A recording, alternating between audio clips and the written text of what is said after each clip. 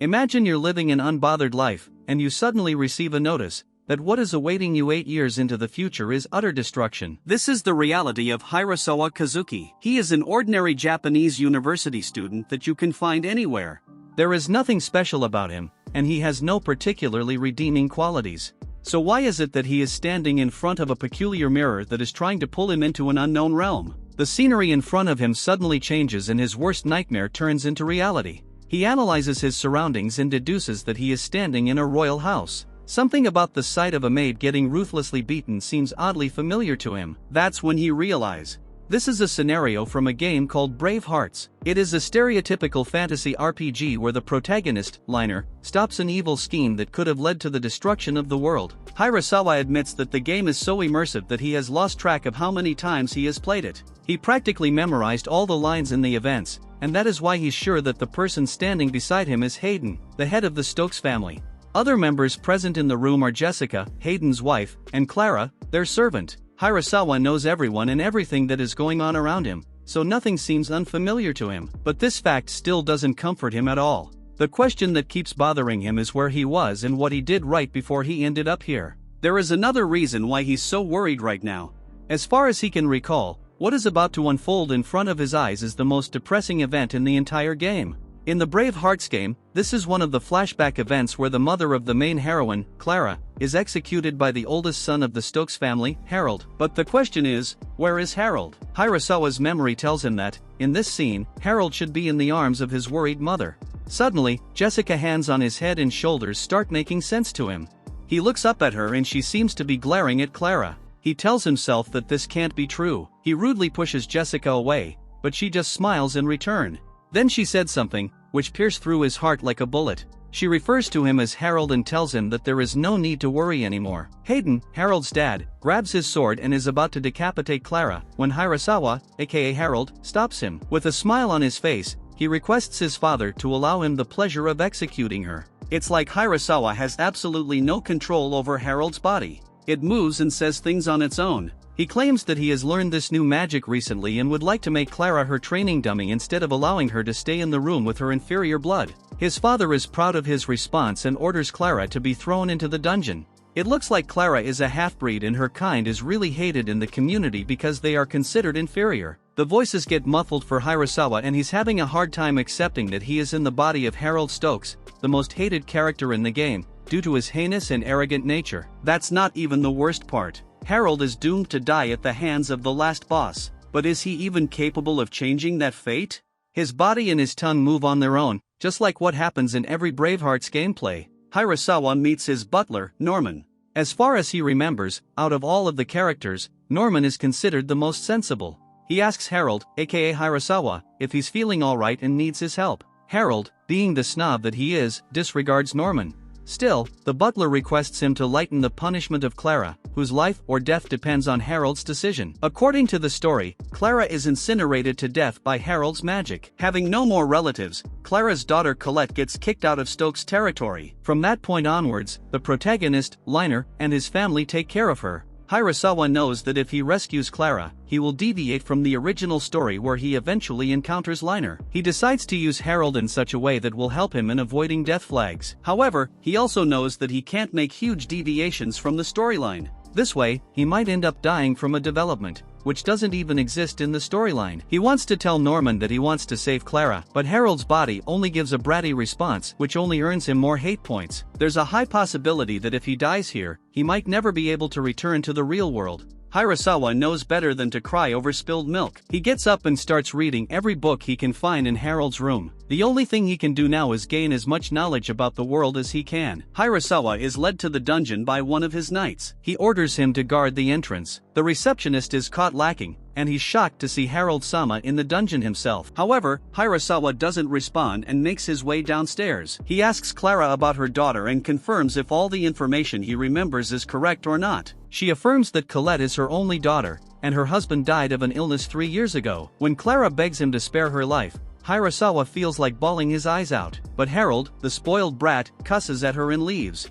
Still, Hirasawa has started to make some progress, and he's proud of that. He arranges a meeting with Norman, who brings a map of Stokes' territory with all the information regarding settlements located in the territory. When Hirasawa asks how he plans on saving the servant, Norman responds that the best option is to relocate her outside of Stokes' territory. Hirasawa calculates that to pursue this plan, they will need to get some laborers and taxpayers on their side. For Harold, this is no biggie, and Hirasawa is planning to use that to his advantage.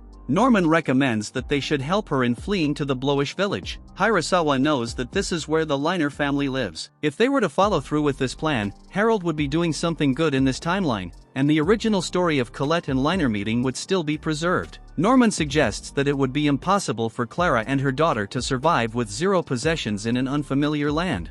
Hirasawa analyzes and writes down everything Clara and Colette might need on their journey. Norman is shocked to see this caring side of Harold. He is even shocked to realize that Harold is familiar with and concerned about Clara's daughter. Norman is an intelligent character. He quickly deduces that something is up, and Harold is not acting like himself. He believes that Harold claimed to use Clara as his magic test subject, just so she could be isolated in a secure location. In his eyes, all this time Harold has been trying his best to save Clara. This pumps him up to give the mission his best shot for Harold's sake. Norman believes that it doesn't matter who the person inside Harold is. He just knows that he is the last ray of hope to change the Stokes family for the better. The next day, Hirasawa finds an abandoned place and practices magic. His jaw drops to the floor when he sees flames emerging from his hand. Although he admits that the chanting part is very embarrassing, he is still getting hyped up. He knows that what he's capable of doing right now is nothing compared to Harold's magic ability in the game. Right now, Hirasawa has 2 aims in mind. He wants to allow Clara to escape, but he also wants to make it look like she was burned to death by his flames. He is extra careful right now because this isn't a game anymore, and Clara isn't just some pixels on the screen. She is a real human being that he must save. Failure is not an option for him.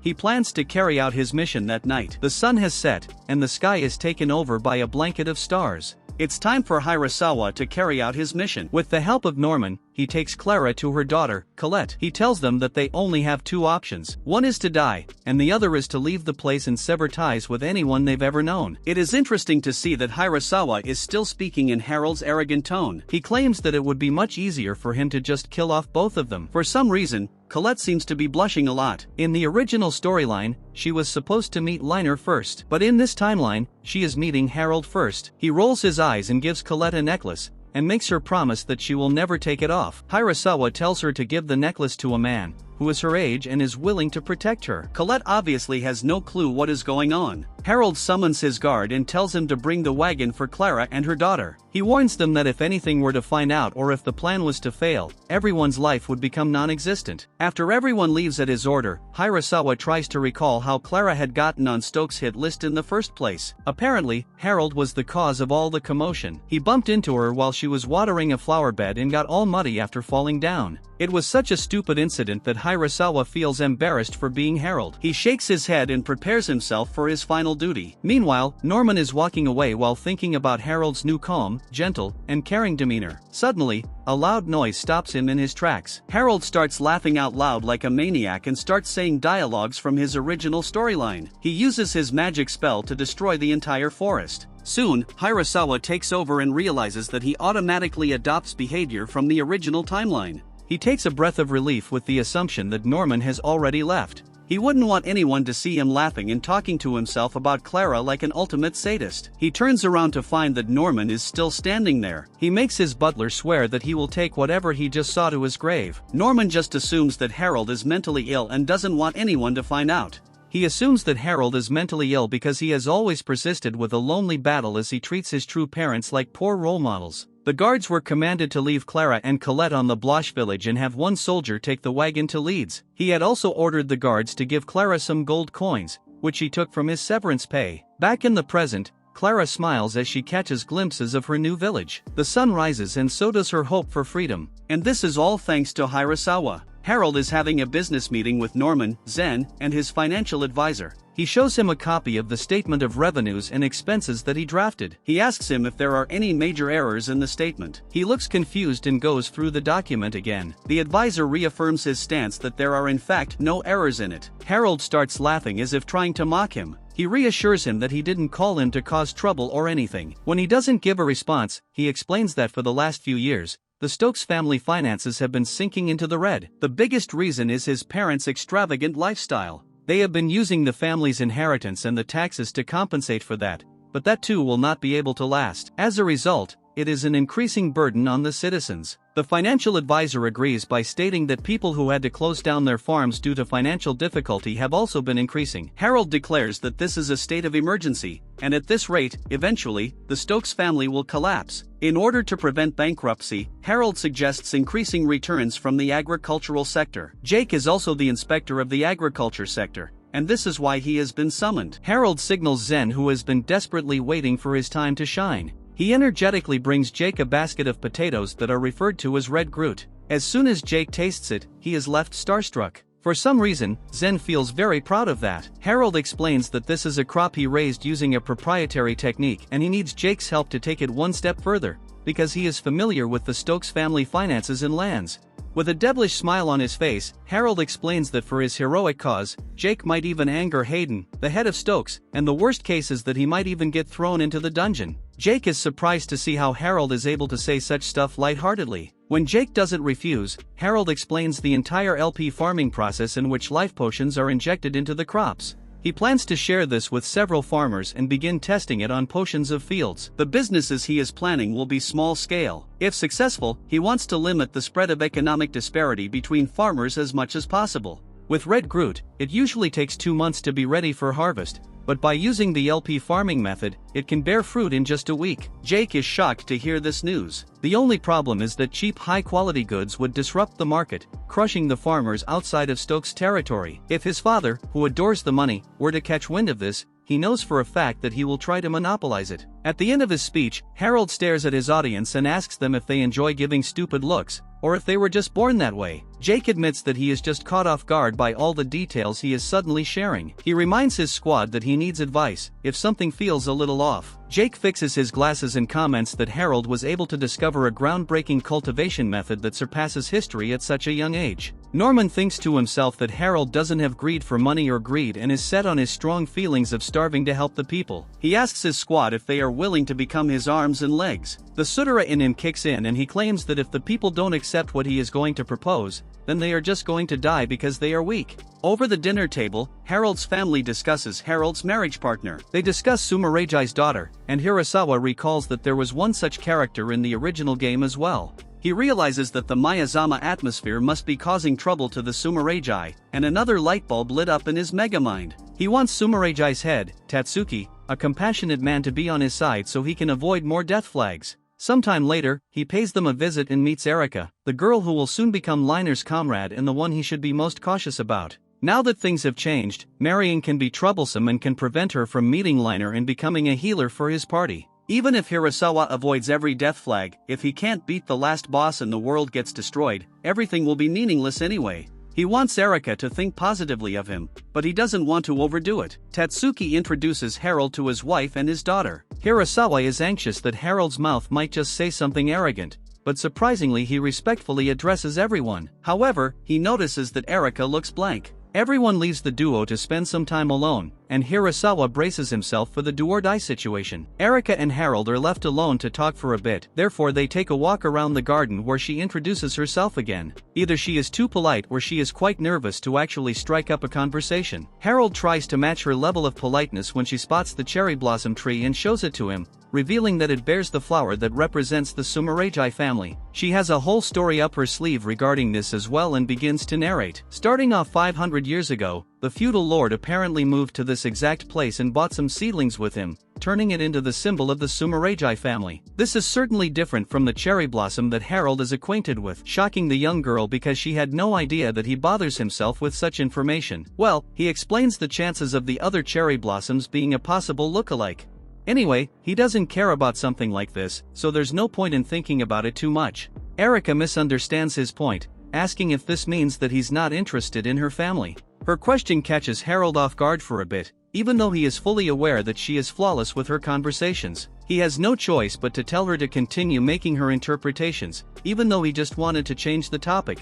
His response isn't satisfactory to the young girl, who doesn't like him much already, and she has started believing that the boy only wants her family's surname. It might be better for her to hate him with all her heart though, so Harold gets the idea to use some more vulgar lines like this. He mentions that he doesn't need her family's name because his own lineage has noble blood. Plus, her family is the one who came to the Stokes, pitifully crying about their decreasing finances, which surely puts her in the inferior position. His words turn her expression into the scariest one he has ever seen, making him wonder if he has gone too far with his insults. If he continues down this path, then he will surely stay away from his original goal. In order to cause some distractions, he takes out an envelope from his pocket and gives it to the furious girl in front of him, who probably doesn't even want to look at his face for long. He asking her to give the envelope to her father. He is still waiting for her to take the envelope when she directly refuses to do anything for him. Thankfully, Harold knows how to get the job done, as he mentions her suffering people dying if she doesn't deliver this letter. Erica considers his words for a few minutes, contemplating if she has anything to lose by listening to him. She is aware that she can't exactly trust him, but takes the letter when he mentions that she can decide to trust him when she has seen the results. This sounds like a fair enough deal. Soon enough, Harold returns back home to be welcomed by Norman, who asks him to rest after his long trip. Well, Harold has no time for his concern, as he immediately jumps to business, inquiring about LP farming methods progress. It turns out that Norman has already explained it to the farmers, and his team has even managed to secure usable fields without any issue as well. It looks like they can begin trial in the next 10 days, therefore Harold asks him to continue listening to Jake, who has the brains for this entire scheme. He is surely glad that things seem to be progressing smoothly, with Norman conducting himself well behind the scenes. The good news is that his parents don't suspect anything yet, therefore it'll be fine to observe the Sumeragi family's circumstances for now. He knows that Erica would never disregard a chance to save her people who are suffering from miasma, and she will definitely hand the letter to Tasuku. The contents of the letter contain the compound item used to make antibiotics, and the range of the miasma contamination which he had estimated from a dungeon map, which might not solve the actual issue though. At any rate, this issue will surely motivate Erica to become the protagonist's ally. The main question is if Tasuku will actually trust the contents of some stupid letter written by a 10-year-old, and then make antibiotics as he planned out. He will have to come up with another way to approach her father if this little plan fails, while Erica taking the letter is enough for him currently. A few days later, Harold is training with a soldier who doesn't seem to take him seriously, which angers Harold to the next level. He ends up watching the soldier collapse in fear before even picking up his sword, concluding that it was a mistake to ask him to be an instructor after all. Of course, they are all scared of hurting him and getting punished by his father, so it all makes sense. He is worried about his combat techniques when Norman shows up to announce that he has a guest, and it seems like Erica has decided to pay him a visit. Harold immediately walks towards the visitor's waiting area, thinking about all the possible obvious that he's quite nervous about seeing her. The second he enters, the reason behind her visit is the first question he asks, which sounds a bit rude when a noble has a guest. Erica expected him to apologize for keeping her waiting, but it looks like it's a day of disappointments. Well, Harold surely believes that she should be thankful that he took out some time to meet her, making the girl agree that it is certainly her fault for showing up all of a sudden. She cuts to the chase, starting off with her expression of gratitude on behalf of her family as they have managed to save many of their citizens because of his letter. It's obvious that her father works a lot faster than Harold expected, but he maintains his arrogant personality in front of her, making some taunts about her family jumping at something like bootleg. Unfortunately, Erica maintains her composure even when he mentions some sort of compensation for his generosity. Plus, he tells her that the letter only contained a makeshift remedy, which can't serve as a fundamental solution and there might be side effects as well. It surely won't work on those with a serious condition, and he doesn't plan on caring for her people that much since he already has done enough. Erica agrees that his thought process is only natural because they were engaged for political reasons. As long as they grant her family some honor, the Stokes family would surely maintain face. However, she still can't stop thinking about how Harold went out of his way to help them out. It's still unbelievable that he made this medicine in such a short time, making her wonder about when exactly he decided to develop it. It's weird that he could achieve something that her family couldn't solve for such a long time, and reveals a letter that her father has sent for Harold. He begins reading the letter without even wasting a second, and it looks like Tasuku has expressed his sincere gratitude in at least 6 different ways. Updating him on the progress of the patients, he finally has a special request as he asks Harold to take care of Erica at the Stokes estate for the time being, while their family deals with these issues back home. It seems like Erica had no clue about her father's little request, agreeing that it will be a major inconvenience to Harold if she lives with him under the same roof. Anyhow, the coach she was sent here on has already returned though, and her only choice is to rely on his benevolence. Her smart reply makes Harold smile as he knows that she has got guts, but he declares that there is nothing honorable in fulfilling a one-sided request like this. This surely makes him look like a cold person who doesn't care about his fiancée. Therefore Erica prepares to leave after he complains about not being repaid well. Her awfully quick exit starts getting him worried though, and soon he is rolling through the town and the Stokes family coach. It is revealed that a few hours after Erica left his house, Harold's father informed him that Erica will be staying with them for a few weeks. Since it was his father's order, he couldn't possibly refuse, right? This bad feeling totally hit the nail on the head, fully aware that his letter has caused the dramatic change from the original story. He also reaches to pick her up by this time, where Erica introduces her attendant, as well. This new character is even more doubtful for him, making him decide that he will completely ignore these two and just let things pass by, instructing them to mind their own business. But his father has his own plans as he starts announcing his fiancée's arrival throughout their mansion. This public humiliation is too much for him to handle when Hayden gives him the responsibility of showing Erica around town the next day as well. He clearly had no choice but to get involved with her. A letter from Harold has arrived at the Sumeragi estate, which is quite suspicious for Tasuku, even though he believes that the Stokes family has nothing to gain since this letter hits towards their family's decline. This surely makes him wonder if someone else is pulling the strings, since nobody can imagine that this letter was written by that boy himself. The question is, who is the author of this letter? And it's clear that it might not be someone who wants to help the Sumeragi family out. It can possibly be someone close to the Stokes family who is willing to provide something Harold desires, or they have surely hypnotized the poor boy. Another way to look at it might be that it's a way to test the Sumeragi family, which doesn't make sense because they are already in a lot of trouble as of now.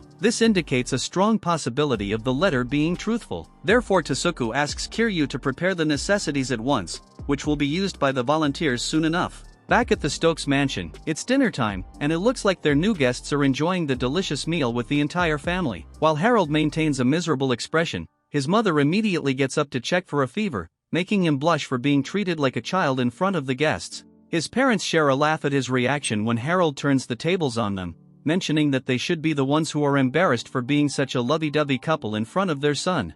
There is an awkward silence at the table, but they manage to get through this dinner soon. Back at her room, Erica mentions that her father thinks that Harold might be connected or is being used by them even though he doesn't look like someone who can be controlled by anyone else. Even though she hasn't found concrete proof against him, she knows that they need to get him to clarify this threat once and for all. At this point, Yuno is revealed to be a detective who is about to go find some clues about Harold's involvement. Apparently, Tasuku ordered Erica to rattle him during the day as well, but it didn't provide any results to them. Does this mean that he's being used as a puppet by someone? This investigation is surely going to take a bit of effort in order to uncover if there was any funny business going on around this mansion. Yunho has been going around town collecting information about the Stokes family who were quite arrogant, take profits from the commoners by taxes to fund their military, and nobody can start a riot because they will be killed for sure. This information is shocking for the detective until a strange guy whispers some information about Harold and her hair, which is a bit shocking for her. On the other hand, Harold and Erica are taking a tour of the town as well, even though he isn't quite familiar with the area yet. They go over to a shop where he buys a little token for the girl with him,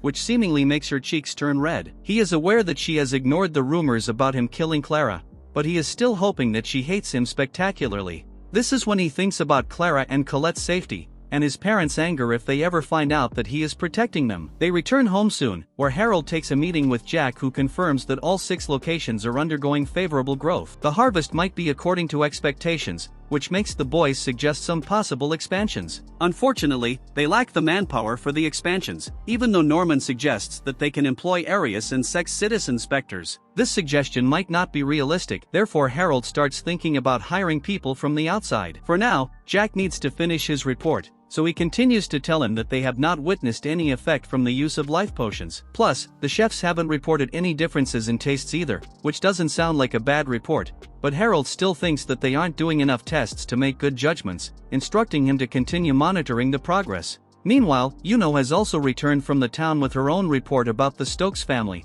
informing that her in-laws are quite unpopular among the citizens. She also shares the information about Harold, revealing that it seems like he used magic to burn Clara and Colette to ashes. This information is devastating for Erica, even though she knows about the ray of hope that he has found for her people. She is still in shock when Yuno promises to continue spying on him, instructing her to avoid being alone with Harold because they never know what he might do.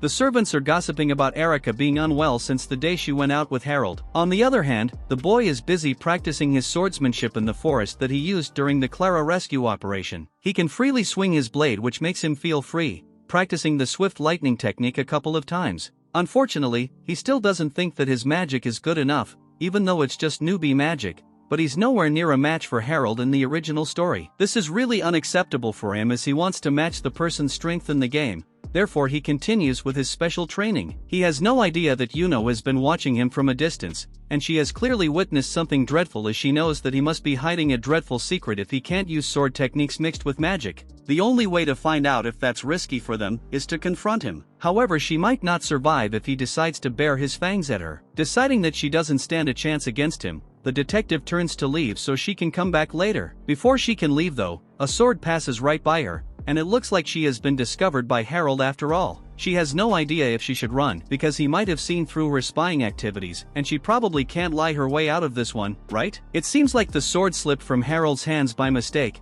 and he is scared that he has hurt the mysterious person so much that they can't move at all. Getting a bit closer, he discovers that it's Yuno, who immediately apologizes for peeping on him. Harold knows that there's nothing interesting about watching a kid play with a sword, but she doesn't seem to be hurt, so it's a relief. He advises her against looking around in the shadows, which makes her smile for not being discovered, but it's clearly a warning for her to stay away in the future too. She is clearly worried about being able to protect Erica at this rate because the boy in front of her had plenty of party and abilities. He doesn't sound like a puppet at all, and it feels like an utter defeat for the poor detective. Finishing the topic, Harold inquires about Erica, suggesting that she should probably return home if she's feeling so homesick. Yuno wishes that he would be kind towards his fiancée when he clearly spells out that he doesn't intend on being tied down by this relationship at all. Realizing that he has said too much, he leaves Yuno at her spot, but still thinks about how suspicious it is that Erica is still feeling so sick. There's something deeper behind her grief, and it looks like he's determined to find out what it is. Harold realizes that he left his sword back in the woods, hoping that Yuno doesn't take it,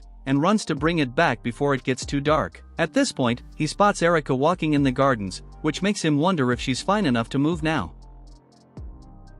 Maybe he should try taking her back to her room. Therefore he moves closer to her. Instead of inquiring about her health with kindness, he ends up insulting her, which makes him feel bad because she doesn't even reply to him, revealing that she can't be honest with him because she doesn't like him too much. Erica keeps standing firm on the ground without even blinking her eyes. Her reply makes him turn to leave until she stops him, finally asking if the rumors about him magically burning a servant are true. Deciding to clear up this misunderstanding, he lets her know that he killed his servant and her daughter because it doesn't make a difference, no matter how many servants he kills. The poor girl is left speechless while he continues to laugh about the murders he has done, mentioning that it's their fault for being born that way. His insensitive words are clearly too much to handle for Erica, who slaps him hard, accusing him of being the worst human ever before turning to leave.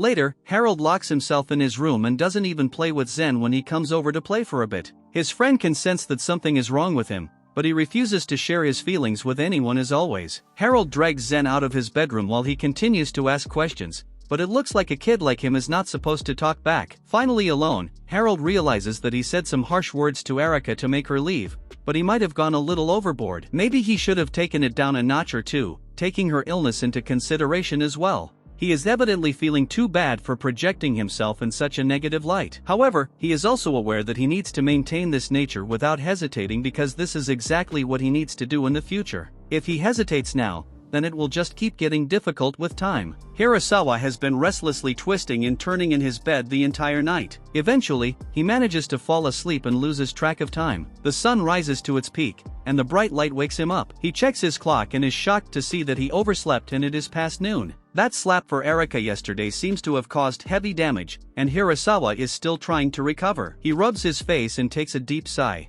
Everything is going exactly how he planned, so why is he still this bothered? He admits that someone playing the game would have been so happy to see the slap, because Harold did indeed deserve it. But things are different now that he gets to experience everything firsthand. The rumbling from his stomach forces him to leave his bed and head towards the dining room. Norman enters the room and asks his master if he's doing okay, given that he overslept and looks extremely fatigued. However, Hirasawa doesn't waste any time talking about himself, and gets straight to talking ooga booga about his business strategies. He discusses with Norman the means of spreading the LP farming method, like recruiting people from outside and increasing the workforce. His other idea is to demonstrate the benefits of the LP farming method to some merchants, and then sign a contract with them for its rights. His plan is simple. He wants to force merchants into buying the LP farming method, and then the merchants will resell it to farmers. The farmers will pay the contract fees to the merchants and use the LP farming method, and then the profits will be split between the inventor and the merchants. However, to secure talented merchants that they can use to come into contact with the farmers, they can't expect much from relying on a big company. Norman comments that they don't have any connections, so no company would pay attention to them if they were to suddenly make a proposal. Hirasawa sighs and agrees that even though his, Harold, parents have connections, they can't disclose their LP farming plan to them. Norman notices the look of frustration on Hirasawa's face, and reassures him that their plan will reach fruition. They just have to get into contact with trustworthy merchants, and for that, they will share their plan with Jake. Hirasawa nods his head and agrees to this course of action. Later that day, Zen spends at least 5 minutes knocking on Harold's door, but receives no response. He becomes concerned, so he enters the room without permission. It turns out, he really isn't in his room. It looks like Zen is quite attached to Harold, because he tries to get up earlier just so he can spend some moments with Harold-sama. He notices Erika sitting in the living room all by herself. He respectfully greets her and introduces himself. When asked why she isn't with Yuno today, Erika replies that she has gone out of town for a personal matter. Zen, like always, finds it impossible to mind his own business. He asks her if she decided to stay because she has some business with Harold. At hearing his name, the smile on Erika's face fades away. Zen is too dumb to take a hint, so he keeps on yapping about how he's worried about Harold overworking himself by constantly being busy lately. Erika doesn't respond and keeps glaring at him. After a couple of minutes, Zen eventually asks her if there is something wrong. Erika hesitates at first,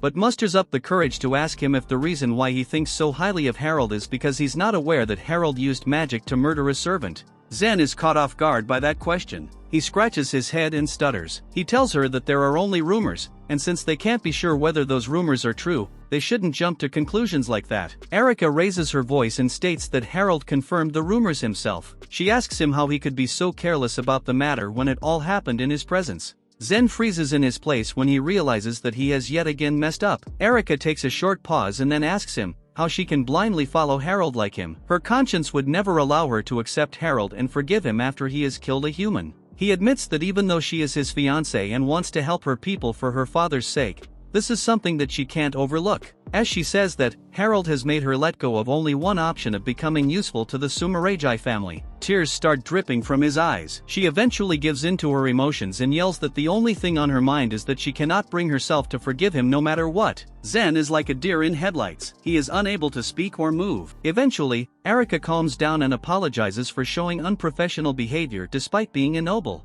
She wipes her face and leaves the place. Zen just stands there and thinks about how similar Erika and Harold are. Harold saved the woman and her child, despite bearing the dishonor of being a murderer, whereas Erika is trying to swallow her true feelings for the sake of the Sumeragi people. Zen concludes that, given their similarities, there is no way these two should be allowed to go their separate ways while hating each other. Yet again, in his best attempt to help Harold, he is only going to mess up his plans. He believes that since these two possess the same strength and kindness, they should be able to show their true selves and support each other. Zen decides to let his intrusive thoughts win and he stops Erika. He requests her to follow him. Erika is as confused as us. In his inner monologue, he apologizes to Harold for what he's about to do. He claims that he's afraid that one day he will shatter into pieces and that he cannot tolerate such a sight. He clenches his fist and decides to go against his orders. He knows that he might lose Harold forever, but he is ready to accept that if it means getting rid of some of the thorns in Harold's path. He's decided that Harold absolutely needs Erika. His plan is basically to drag the girl to Harold's room and then lock it from the outside. He smiles mischievously as he executes his plan. He apologizes to Erika and promises her that he will be back in 5 minutes. Little did he know that he does not have even 5 minutes to carry out his plan. Harold casually passes Zen and opens the door to his room. Thankfully, Harold is clueless about the situation and asks Zen what he's doing outside of his room. Zen quickly takes his defensive stance as Harold looks like a furious cat that hasn't been fed. Apparently, Erika has managed to hide in Harold's closet, and her heart is throbbing like crazy as it will break out of her rib cage any time. Zen has pushed her into an embarrassing situation and escape seems impossible. Zen asks Harold where he has been all this time and the latter replies that he was simply eating in the dining room. Harold seems annoyed, so Zen cuts to the chase and asks him if he knows that the rumors of Clara have been spreading quite far. He claims that he went to the town shop earlier and all the shopkeepers and customers pestered him all about it. The conversation has piqued Erika's interest and she listens carefully. Zen continues by saying that he has not revealed anything to anybody, but this can take a shot at Harold's reputation. Harold takes a deep breath and says that the way Zen was panicking earlier, he thought he might have something important to say. Harold states that he does not consider this matter to be important because there is nothing that he can do about it. Zen already knows the answers to all the questions and he's not as stupid as we might think. He still asks Harold what the issue is and Harold finally reveals that he cannot announce to the public that Clara and Colette actually safely escaped to Blush Village and are still alive. The time stops momentarily for Erika and she realizes how judgmental she has been without even having any evidence. Harold adds that if by any chance his parents were to catch the wind of Clara being alive, he would become suspicious in their eyes. Zen asks the main question now. He asks her why he isn't willing to reveal the truth to his fiancée, who seems incredibly depressed over these rumors. Without wasting a second, Harold sharply responds that Erika must never find out. We know that the real reason is to avoid death flags while sticking to Harold's original storyline. Hirasawa decides to make up some reason because he knows that otherwise, Zen's kindness could lead to his downfall. Little does he know, Zen is 5 steps ahead of him. Harold states that since Erika started crying, after assuring that he had killed them, she is just going to be a liability for him. He claims that he doesn't want someone who sheds tears and sympathy for people who they don't even know. He says that her kind personality is a weakness because if she were to walk beside him, she would always be hurt. Zen tries his best to save the situation and asks him if he is deliberately keeping her at a distance because he is worried about her. He states that there is no way he would get married to some annoying girl who cries at literally everything. Zen refuses to give up just yet. He asks him the point of the entire engagement thing if marriage is not an option. Harold calls Zen a numbskull and explains that the engagement was bought with money. He then narrates how the miasma plagues the forest, which was pivotal to the Sumeragai's economy. Obviously, Hiroshima knows all these facts because he played the game. He knows that Harold's parents did not think twice about agreeing to the arrangement because they were desperate for their bloodline. Zen scratches his head and tries to use his brain cells that are already on life support. He asks Harold if it's okay with the Sumeragai family being utterly destroyed as a result of him breaking the engagement. Harold smiles and reveals that he has already taken measures to take care of that. When he visited the Sumeragai territory, he passed a letter to Tasuku through Erika. In the letter, he described a method to manufacture an antibody that is effective against the miasma. He also informed him about the necessary precautions. If the region is only lightly contaminated by the miasma, they can use the drug to possibly return their forest industry to normal. Along with that, he also plans to offer them the LP farming method technique. The surprising part for Erika is when Harold mentions that he talked about it in the letter too. As long as the antibody and the LP farming work out, Erika's family won't suffer from breaking off of the engagement. Now, the question is Erika fine with it? Zen's action has changed everything, but Hirasawa is not aware of that. With a devilish grin on his face, Harold advises Zen to sort out his future too because the Stokes family is headed towards a downfall. If he doesn't want to be unemployed, Harold suggests he should prepare for the worst-case scenario. This is because the heavy taxation and the excessive spending are getting out of hand now. Hirasawa starts to panic when he realizes that Harold has not given any thought to the Stokes citizens. Harold scoffs arrogantly. Of course, his plan covers everything. He has made sure nothing bad would happen to the citizens by requesting Sumeragai to take care of them if the Stokes were to fall. Tasuku is connected with the royal family, so he will act as a liaison for their support, to put in good words whenever possible. After finishing the entire story, he gives Zen a death stare and promises to kill him if he ever let words gets out. Zen sweats from head to toe while nodding his head. His eyes keep shifting towards the closet. Harold commands him to scram, but Zen has a knack for being annoying. He comes up with a great excuse to drag him out of his room so Erika can escape. Zen tells Harold that he has always had an interest in swordsmanship, so he would like to see him train. Harold refuses at first, but then realizes that he can use Zen to improve his skills. The typical devilish smile crawls on his face as he hands Zen a sword and tells him to run as fast as he can. As soon as the duo leaves the room, Erika comes out and finally breathes peacefully. She rushes towards her room while Harold's words float in his mind. She keeps thinking about Clara and Colette, tears of happiness well up in her eyes knowing that those two are safe. However, she decides that she wants to confirm this information and tells everything to Yuno. After Clara and Colette's situation, Erika tells Yuno that Harold's story about the antibody drug sounds believable,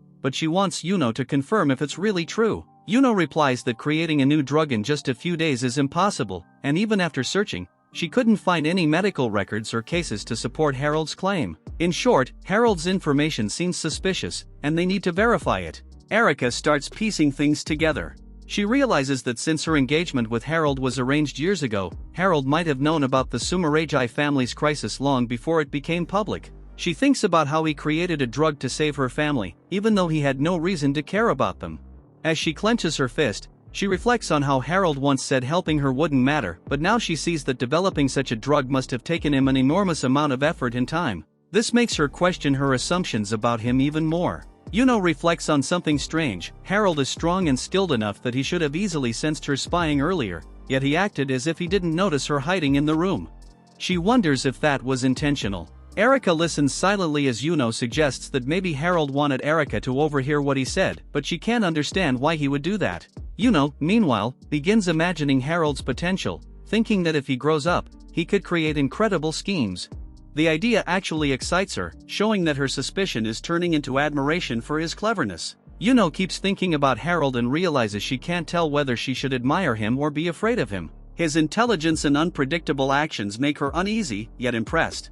As she reflects on everything he has done, she concludes that Harold is a scary person not because he's evil, but because his potential and plans are far beyond what she expected from a child at his age. Harold thinks back to the slap Erika gave him. It's already been 3 weeks since then.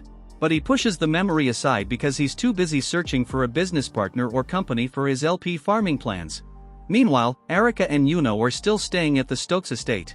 He comments that it has already been about a month since they first arrived, and he wonders when they'll finally return home. Harold is in his room when a servant knocks and asks to enter. After Harold allows him in, the servant bows politely and informs him that his father is calling for him. Harold looks surprised, not knowing what his father could want. Harold's father tells him that Erika's condition has been getting worse, and because Yuno requested it, Erika and Yuno will be returning to the Sumeragi household. Harold acts relieved, thinking it's good he won't have to see Erika's face anymore.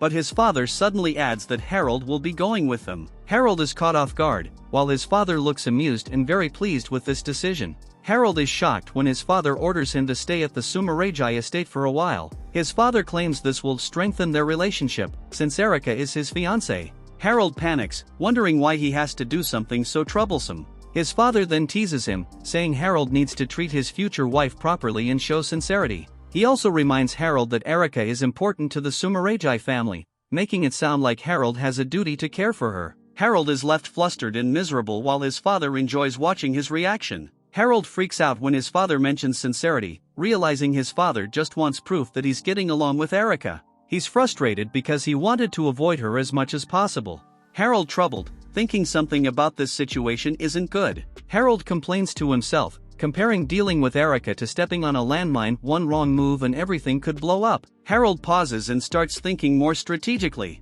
Even though he doesn't want to go to the Sumeragi estate, he realizes this trip might actually be useful. If he talks to the Sumeragi family, he could use the opportunity to promote and expand the LP farming method. Originally, he planned to sell the LP farming technique only after more testing, but since the Sumeragi family is influential, this could speed things up. However, he also realizes that right now might not be the best timing, because of the Sumeragi family's current troubles. Still, the potential benefit makes him reconsider.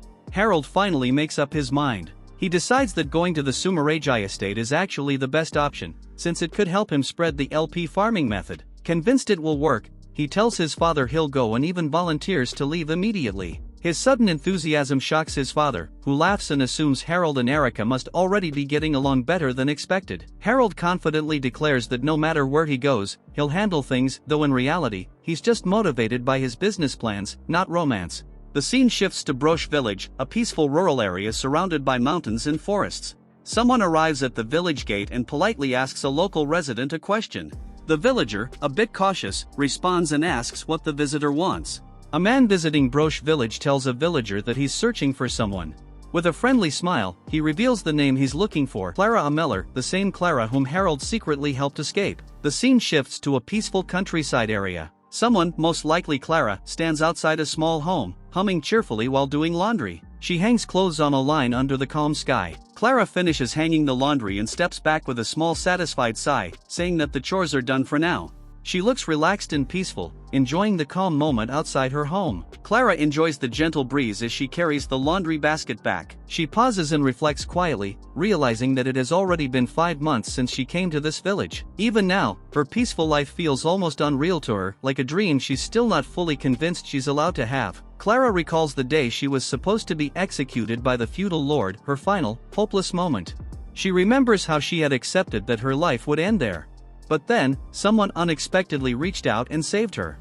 That savior, she reflects, was a young boy only about a year older than her daughter, Harold. Clara thinks about Harold again, wondering what he's been doing since the day he saved her. But she quickly scolds herself, shaking her head, because she knows she shouldn't get involved with the Stokes family anymore. She reminds herself that if anyone discovered she was still alive, it would cause Harold serious trouble, and she doesn't want to repay his kindness with harm. Just as she's lost in thought, someone calls out to her with a cheerful, "Morning, Clara." It snapped her back to the present. Clara greets Leona, who asks if she has seen her son, Liner. Clara explains that Liner went with Colette to the ranch to buy milk. Leona instantly guesses as much and laughs, saying she expected that answer. Clara apologizes because Liner always ends up bringing back their milk too, but Leona doesn't mind at all. She says that since her son dreams of joining the chivalric order, he needs all the physical training he can get, so carrying heavy loads is good for him. Leona waves goodbye, joking that Clara should keep training Liner hard from now on. Clara laughs awkwardly and tells her she'll see her later.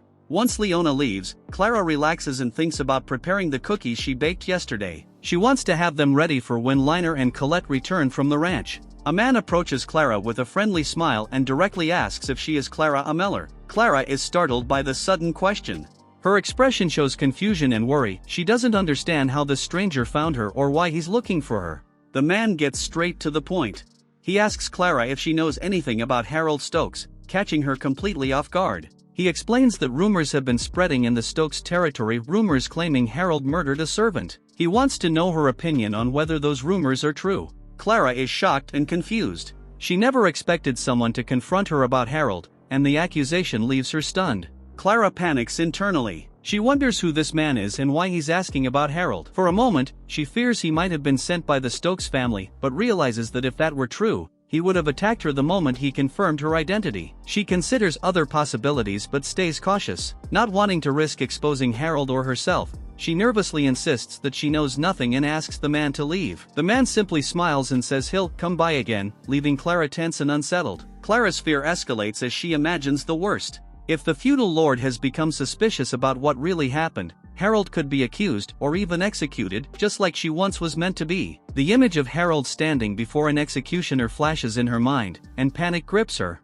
Overwhelmed, Clara clasps her hands tightly and prays desperately. She begs God to keep Harold safe, terrified that the boy who saved her life might now be in danger because of her. Clara's desperate prayer continues. She begs for Harold's safety, hoping that somehow he'll be protected from whatever danger might be closing in on him. The scene then shifts away from her and back to the Sumeragi estate. Erika and Yuno have just returned home, and someone greets them warmly at the entrance. Tasuku greets them warmly, welcoming them home and thanking them for their long trip. He tells Harold that he'll be shown to his room soon and suggests he take a break for now. As Harold starts to walk off, he suddenly calls out to Tasuku, catching his attention. Harold pulled Tasuku aside with his usual harsh tone, insisting he had something important to say, and told Tasuku to fit it into his schedule later. Annoyed, Harold realized he only used polite speech when father and mother were watching. Tasuku suggested meeting tomorrow evening since he was busy for the rest of the day. Although Harold thought it would definitely irritate him with this tone of speech, but Tasuku accepted his proposal without issue. Harold agreed as well. Harold watched Tasuku walk away, surprised that he hadn't gotten angry at all. Tasuku's calmness felt exactly like the version Harold remembered from the story. Nearby, Yuno quietly observed him, her expression unreadable. When Tasuku continued down the hall, Yuno approached him and called out, asking for a moment of his time. Yuno quietly handed Tasuku her written report, an update on the Stokes territory and Harold's situation. Tasuku accepted it with his usual calm, thanking her and saying he would read it later. As he walked off, she watched his back, relieved her task was finally done but still carrying the weight of the news she brought. Yuno reflected on her investigation, realizing she had uncovered nothing useful since that day. Every attempt to approach Harold's close servants had been blocked, each of them slipping away with excuses or forced politeness. It only confirmed how tightly Harold controlled the flow of information around him. Still, she'd managed to extract a little from Zen, though even that wasn't much. With a frustrated sigh, she admitted to herself that Harold was far more guarded than she expected. Yuno reviewed the investigators' findings, noting that Harold's movements often led him to the agricultural sector, yet no one had been able to uncover what he was doing there. The farmers were tightly bonded, making it difficult for outsiders to learn anything. Realizing how hard it would be to infiltrate such a close-knit group, she concluded they would need more time before making any real progress. As she reviews her thoughts, she hears someone calling out to her. She turns and notices the man returning unexpectedly quickly. Surprised, she comments on how fast he showed up, almost like he appeared the moment she mentioned him. With a light smile, she asks if he managed to find the person he was looking for. The young man reports that Clara Ameller is indeed living in Bloche village. When Yuno asks whether he failed to meet her, he clarifies that he did speak with her directly. Clara clearly knew Harold, but she refused to say anything about the rumored incident, offering no confirmation or denial.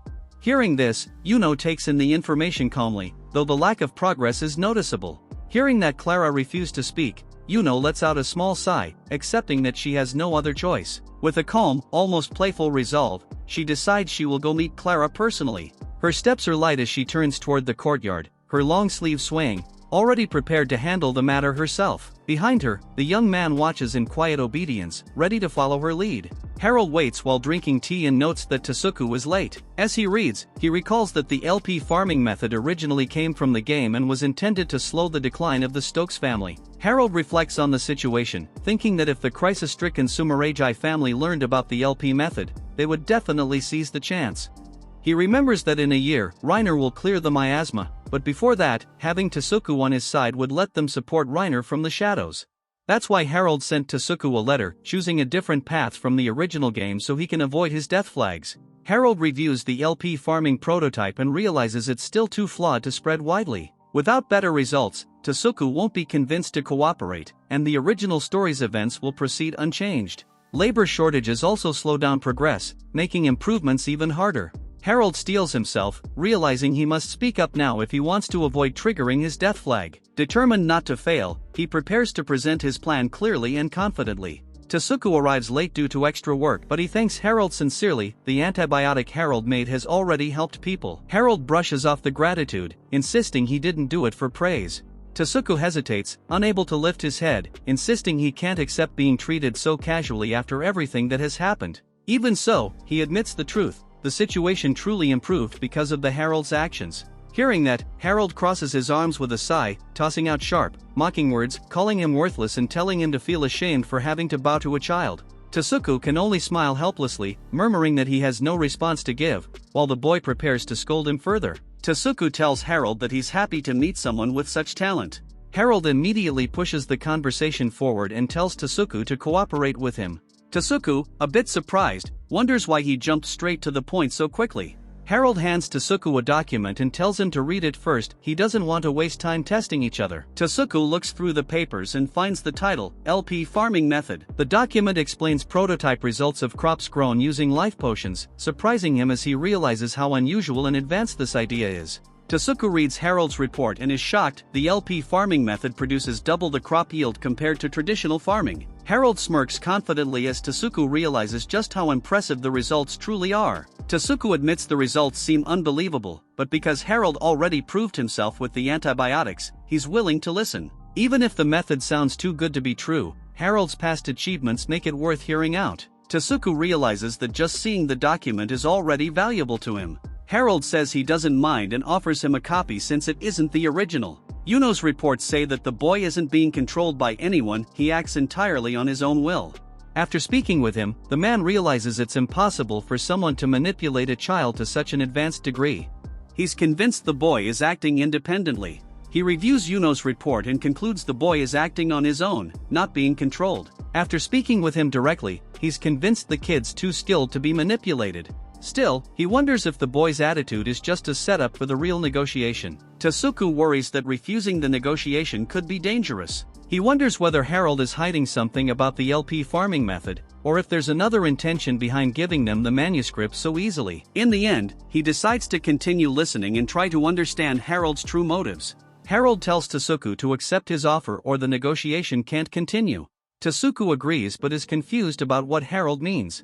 Harold then asks him what he thinks if everything in the LP farming document is true. Tasuku praises the invention and says they can start producing it if it works well, then eventually spread it across the country. Tasuku asks, surprised, whether Harold won't try to monopolize it. Tasuku explains that monopolizing LP farming would only create enemies in future conflicts, so he believes it's wiser to spread it rather than hoard it. Harold agrees and says Tasuku's answer passes. Harold tells Tasuku he has a proposal to make. Tasuku stays calm and politely says he's willing to listen. Harold dramatically points at him and tell him, Tasuku, I'll have you become the joint developer of LP farming. Harold tells Tasuku that from now on, when the LP farming method spreads, it will be under the Sumeragi family name. Tasuku is confused because Harold isn't part of Sumeragi research, so he wonders why not the Stokes family instead? Then Tasuku begins to suspect that Harold has been hiding his real abilities from his parents, because Harold's behavior now is completely different compared to before. Tasuku realizes something important.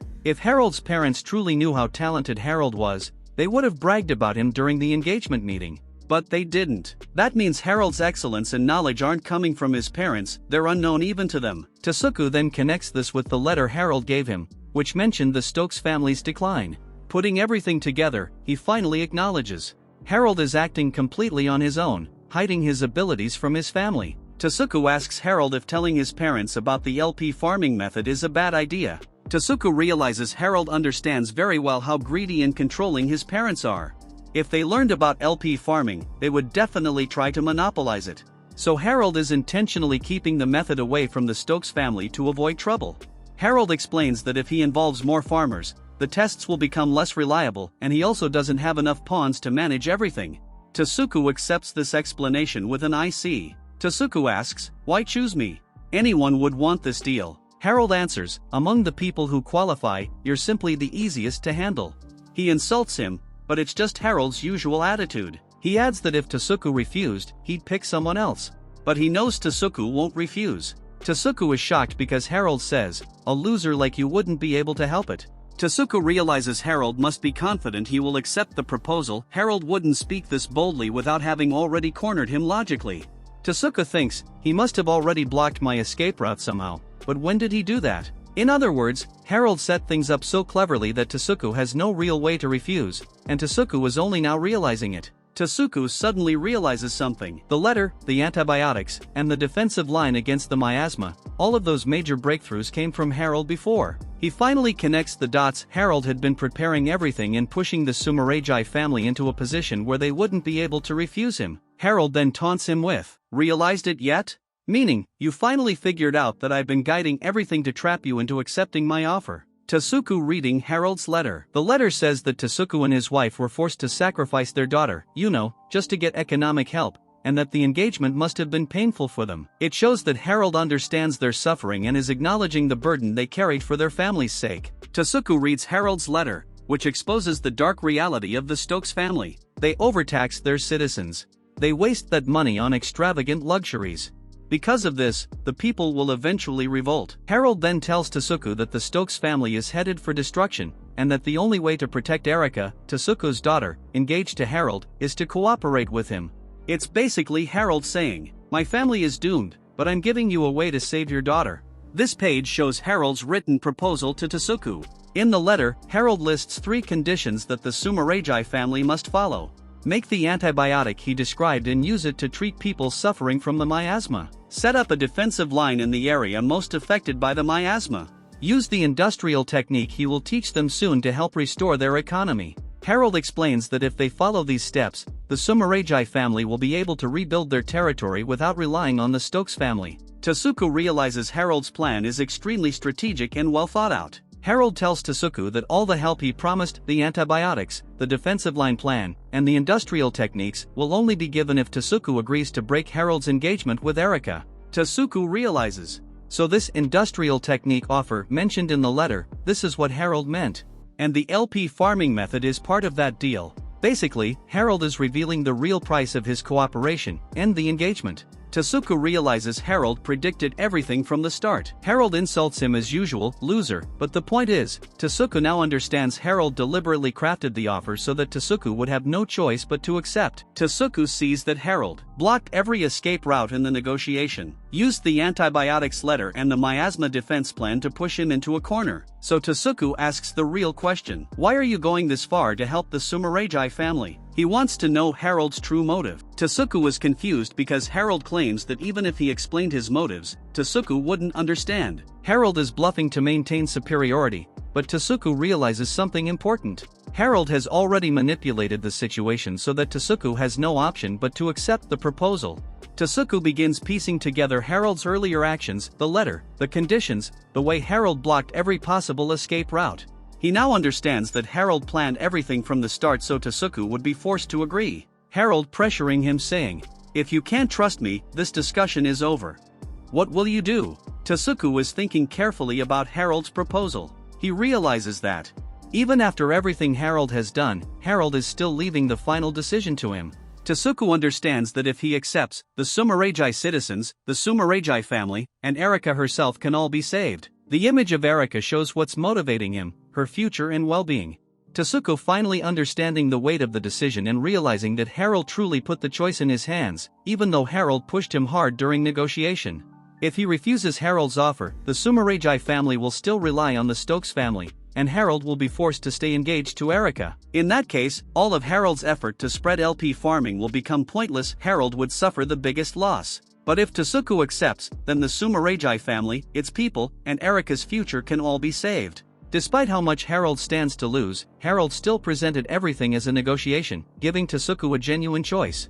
Tasuku realizes, this is not a simple decision at all. Tasuku accepts Harold's proposal. He says he'll go through with it. Harold is satisfied and tells him to gather the people who will participate. Harold will teach them the LP farming method over the next few days so they can start working on the Sumeragi fields. Harold tells Tasuku that in a few years, he'll need a large, trustworthy company to help spread the LP farming method while keeping it secret. Tasuku quickly understands Harold's long-term plan: first stabilize results, then partner with a big company to expand and eventually market the method. Harold smirks and praises Tasuku, saying he's smarter than the pawns he usually deals with. Tasuku respectfully asks Harold if he needs anything else. Since they've officially agreed to work together, Tasuku promises he will prepare anything Harold wants, without hesitation. Harold pauses, thinking. This is because he didn't expect Tasuku to be this cooperative, and now he's considering whether there's something important he should request next. Harold tells Tasuku that if he wants to help him with anything, then what he needs is to be introduced to someone strong. While he stays with the Sumeragi family, Harold plans to train and gain as much combat experience as possible. He's thinking about how vital strength will be for his future, so he wants a powerful mentor or sparring partner arranged by the Sumeragi family. We see Harold is soaking in the Sumeragi hot spring and feeling totally restored. He thinks about how this kind of luxurious bath doesn't exist in the Stokes territory, so this is one of the few moments he can truly relax. It shows how much he appreciates the Sumeragi lifestyle. Harold is relaxing in the Sumeragi hot springs, feeling great. He's proud that everything with Tasuku went smoothly, the alliance worked, he got a sparring partner, and his plans are advancing perfectly. While enjoying the bath, sakura petals fall, adding to the peaceful mood. Then he decides it's time to move on to his next task. The scene changed to Yuno. Yuno reports that she has been secretly investigating Harold for a long time, following Erika's orders. Tasuku was surprised because he didn't know Erika had asked anyone to look into Harold. Erika reports to her father that she investigated Harold because of disturbing rumors, specifically, the rumor that Harold killed a servant and her child. She apologizes for using spies without permission, but explains she had to confirm whether that rumor was true or not. Her father acknowledges that he heard those rumors being spread in the Stokes territory, but he doesn't know the truth yet. Yuno reports the results of her investigation. The rumor that Harold murdered a servant and her child is likely false. Erika had spies verify the truth, and with Yuno's help they confirmed that the circulating story was inaccurate. The mother and child are still alive, so the rumor is unreliable. Yuno explains that the servant mother and her child rumored to have been killed by Harold are actually alive. She tracked them down in a small village called Bloch, where they are living quietly under another noble. The woman didn't change her name, so Yuno could find her easily by speaking with villagers. However, the woman refused to talk about the incident that created the rumor.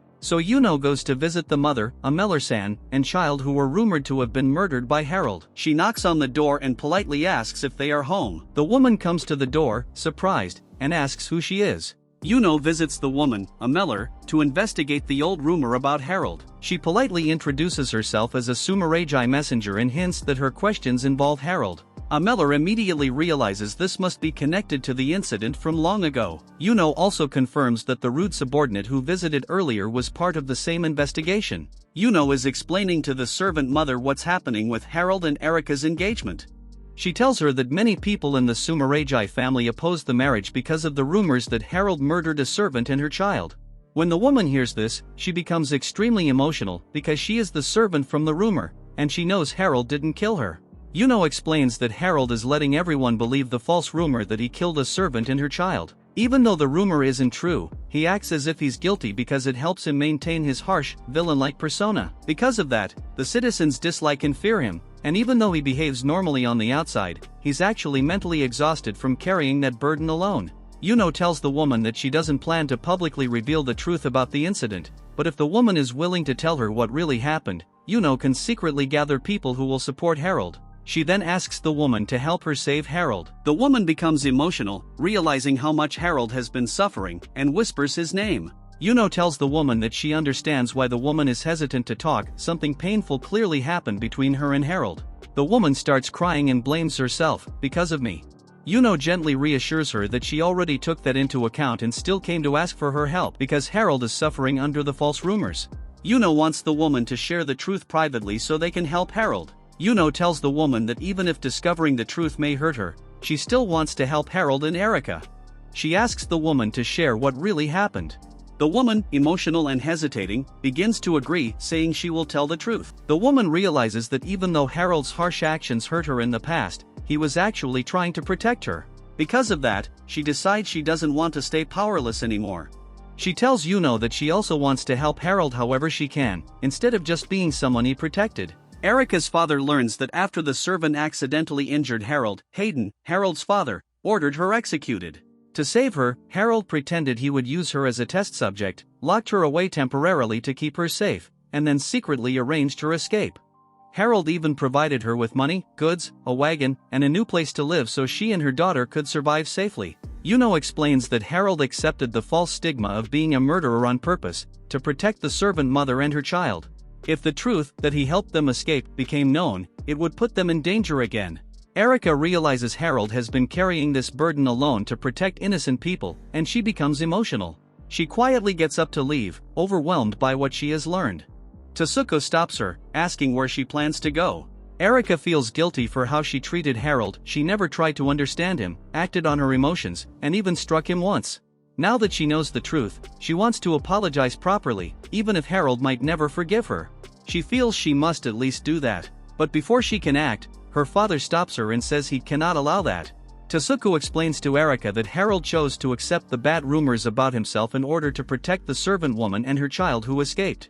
If people learned the truth, they might be in danger again. Therefore, now that Erika and the others know the truth, their responsibility is not to reveal it, but to protect Harold's secret. Tasuku tells her that if Harold finds out the truth was shared with someone he can't trust yet, he might withdraw even more. He understands why Erika wants to apologize, but warns her that she can't act recklessly. Erika is crying because she feels guilty. She wants to apologize to Harold, but Tasuku tells her to think carefully. Is she apologizing because she truly understands her mistake, or just to make herself feel better? He explains that blindly apologizing won't help Harold, and might even hurt him. This makes Erika panic. If she can't fix things by apologizing, she doesn't know what she should do. Erika is upset because she treated Harold badly without knowing the truth. She wants to apologize to him, but her father tells her that apologizing might actually make things worse, since Harold is hiding the truth to protect someone. Instead, he suggests that she should support Harold and stay close to him, because he tends to isolate himself due to his strength and burdens. Realizing this, Erika feels guilty because she had misunderstood Harold, judged him harshly, and even struck him. She wants to apologize, but her father explains that doing so might expose the truth Harold is trying to protect. Instead, he tells her the best way to make amends is to support Harold, understand him, and stay close to him, because he is brilliant but isolated, and needs someone who truly understands him. Erika accepts this and decides she will help Harold however she can. Erika's father explains that because Harold is extremely talented, he doesn't really need friends even though he needs allies. This means that even Erika, his fiancée, may not easily reach his heart no matter how much she tries. Erika is shocked, realizing that winning Harold's trust and affection will be very difficult. Erika listens as her father explains that apologizing isn't what Harold needs.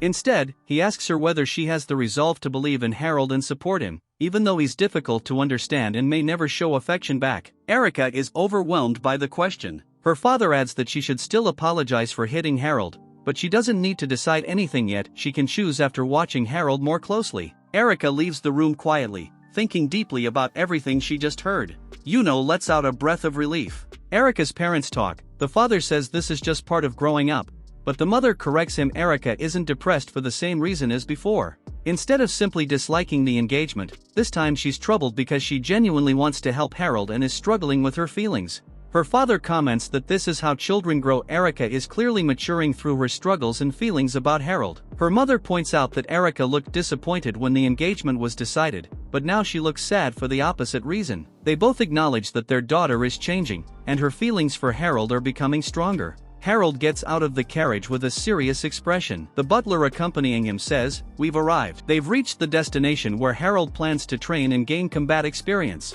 Harold arrives at his destination, a large martial arts temple in the Sumeragi territory. This place is famous for training people in many skills like archery, swordsmanship, and magic, and people of all ages come here every day to practice. Harold confused and irritated, so he asks, "Why is this girl here?" Erika hesitates, unsure what to say. Itsuki explains that Harold's opponent kept asking him to bring Erika, so he finally gave in and brought her. Harold still doesn't understand why any of this was necessary, but since the explanation is vague, he just decides, well, whatever, I'll just ignore it. Erika stays quiet, nervous and unsure how Harold feels about her being there. Harold has finished changing into training clothes. Itsuki notices he put them on correctly and asks if someone taught him how. Harold brushes it off and asks where his opponent is.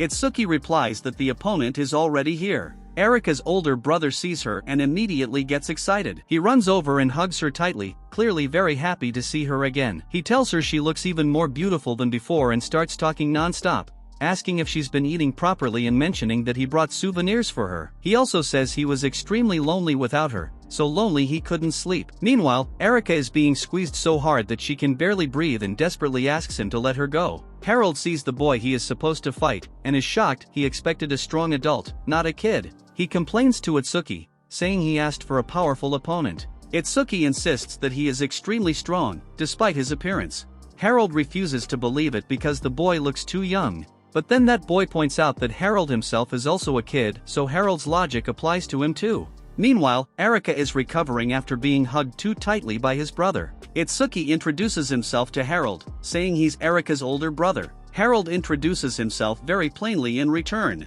Itsuki then points out that Harold left out something important, his engagement to Erika. He grabs Harold's sleeve and reminds him directly, "You're Erika's fiancé, right?" Itsuki suddenly becomes overwhelmingly excited after Harold introduces himself properly. In his mind, he's thinking dramatically, "My wonderful little sister's fiancé." He is thrilled beyond reason. Then he lunges at Harold, grabbing his shoulders and shaking him intensely in excitement. Erika looks confused in the corner while the chapter title Fiancé's brother is shown. On the right, Erika's older brother is smiling brightly and looks completely overjoyed. On the other hand, Harold looks irritated and tense, as Erika's older brother is still gripping his shoulders tightly. As Itsuki looks tired and uneasy, as he already knows this situation is going to be troublesome.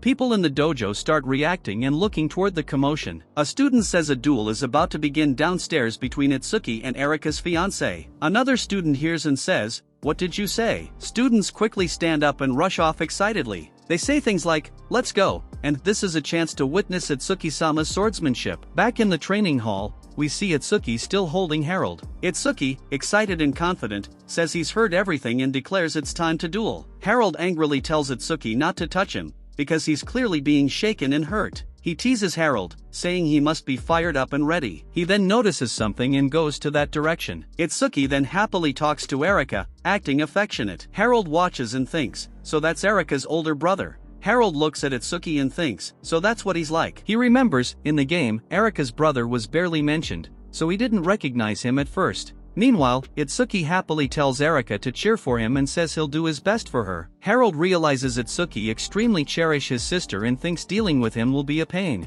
Itsuki then hands something over and says, "Here," and asks, "This is what you specialize in, right?" Harold makes a fast, clean slash. The motion lines show his swing is sharp and powerful, then raises it smoothly, and casually swings his bamboo sword with confidence.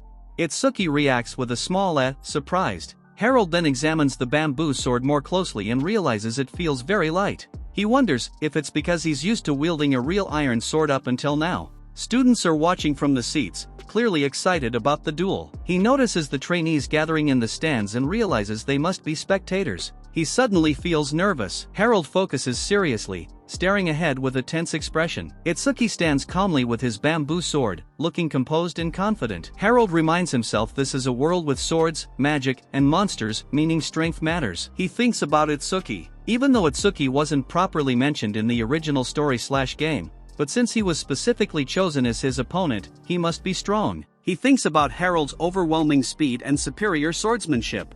He admits those are powerful strengths, and reassures himself that those abilities are things he'll eventually be able to use properly in this body. We then see glimpses of Harold, training seriously on his own.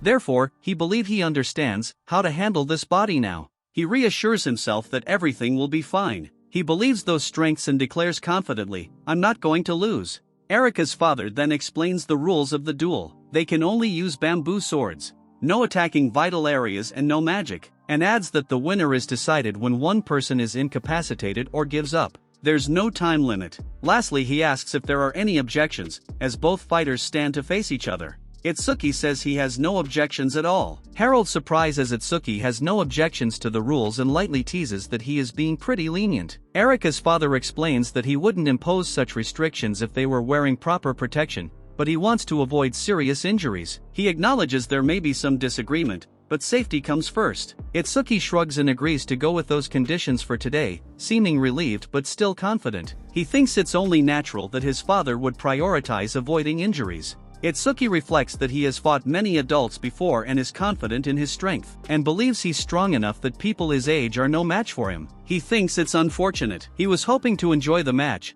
but things are complicated, and reminds himself that Harold is a young noble heir. He can't just hurt him and cause political trouble for everyone. Itsuki considers his father's intentions and decides he shouldn't fight seriously. He then calmly says he'll give Harold a handicap, shocking Harold in the process. He adds that Harold can have the first move, confidently offering him the advantage. Erika's father then tells both fighters to get ready. Harold stays silent, staring seriously at Itsuki. Lastly, Erika's father raises his hand and officially starts the match by shouting, "Begin." Harold immediately rushes forward and attacks with incredible speed. Itsuki then turns in shock, caught off guard by how fast Harold moved. He thinks in disbelief, "What?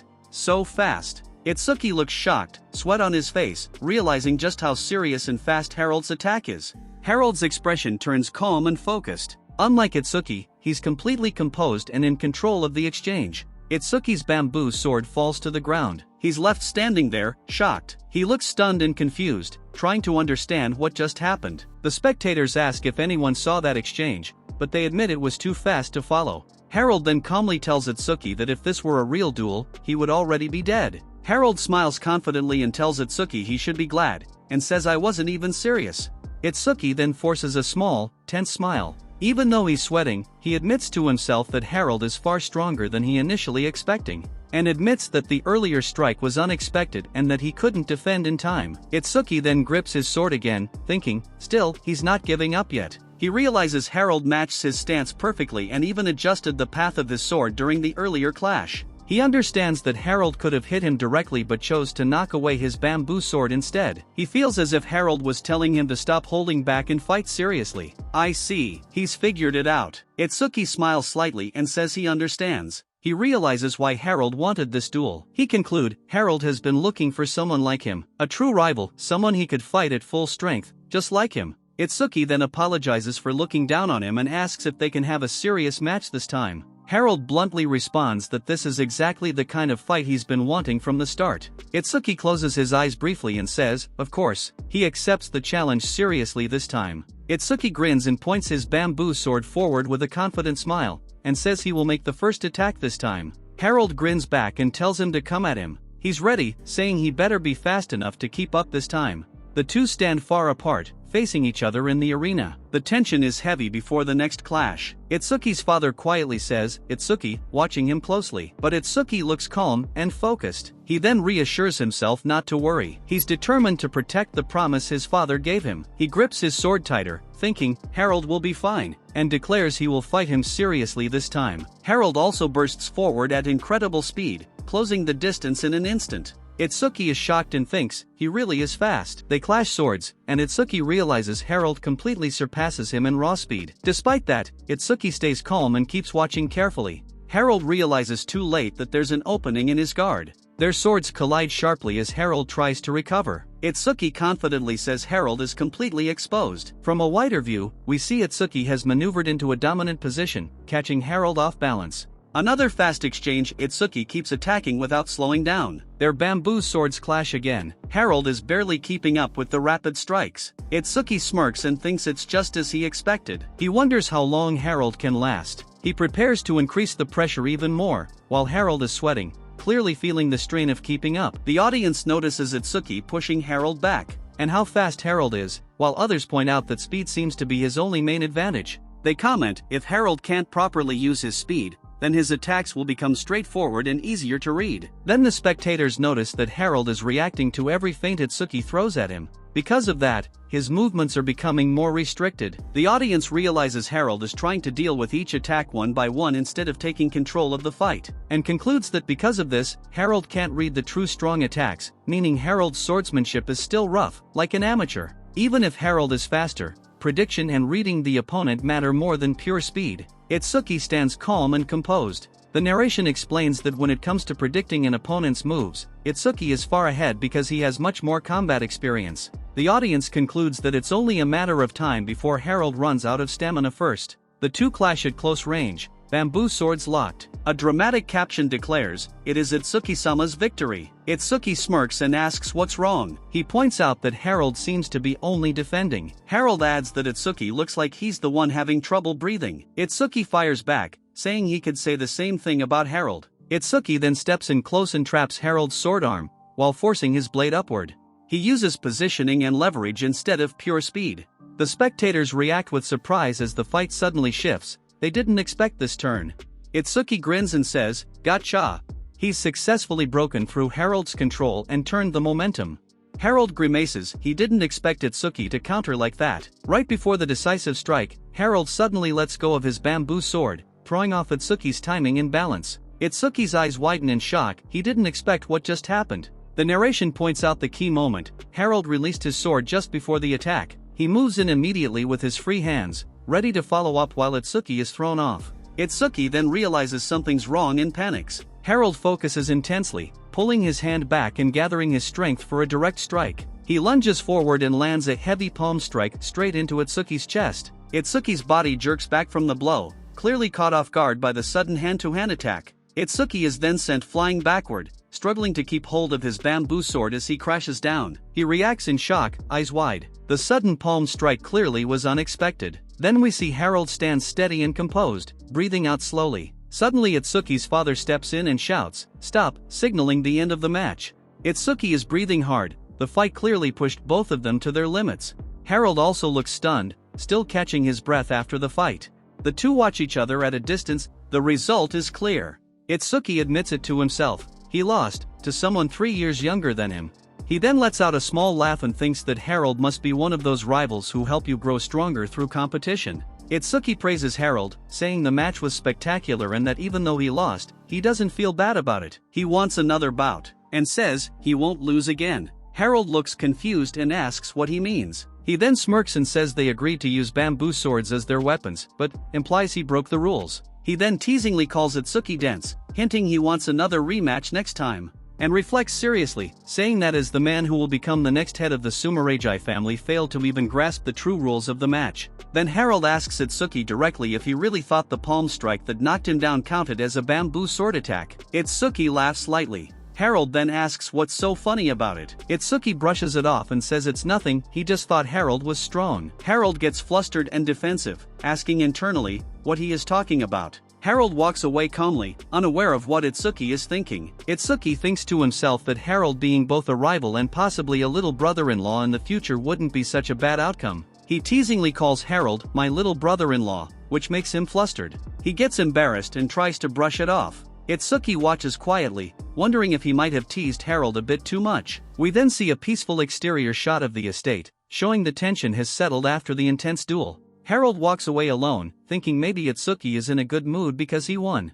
He's confused that despite the hostility between them, Itsuki suddenly called him little brother and acted strangely friendly. He thinks, what a strange fellow. Harold reflects seriously on the match. He's frustrated with himself. He thinks losing to a younger kid, especially after cheating by using a palm strike instead of a bamboo sword, is pathetic. He admits he flinched and failed to counter properly. Still, he resolves that he has no intention of losing next time. Harold walks alone through the garden, deep in thought, likely deciding he needs more training. He pauses, as if realizing something important. Harold stands on a hill overlooking a town surrounded by cherry blossoms and mountains. The peaceful scenery contrasts with his earlier frustration, giving the moment a calm, reflective tone. The buildings are old-style Japanese houses with tiled roofs, reinforcing the historical, Japan-like atmosphere. He notices there isn't a commercial district here, meaning the town feels traditional rather than modern. He then quietly takes in the view, thinking to himself. Harold looks out at the sky and thinks, but this isn't his Japan. Even if the town feels Japanese, he reminds himself this isn't his world. He reflects on his situation. It's been 5 months since he was reborn into this world as the antagonist, Harold. 8 years from now, his destruction is supposedly guaranteed. He has lived every day so far carrying that uncertainty. He questions whether he himself will be able to survive until that point when the protagonist clears the story. He recalls the story's structure and wonder if the protagonist will able to defeats the final boss and saves the world, and if he ever find a way to return to his home. He covers his face as tears fall. He had confidently said before, there's no way I could lose, but now he's shaken, emotionally and mentally. Harold lets out a weak laugh and thinks, the real Harold would never cry, would he? He's comparing himself to the original personality of this body. He calls himself uncool. He's ashamed, not just of losing the duel, but of losing composure. Suddenly, someone softly calls out, Harold-sama. Harold is still standing alone, wiping his tears, lost in thought. He turns around, startled. It's Erika standing behind him in a kimono, looking concerned but calm. He didn't expect anyone to see him like this, especially not her.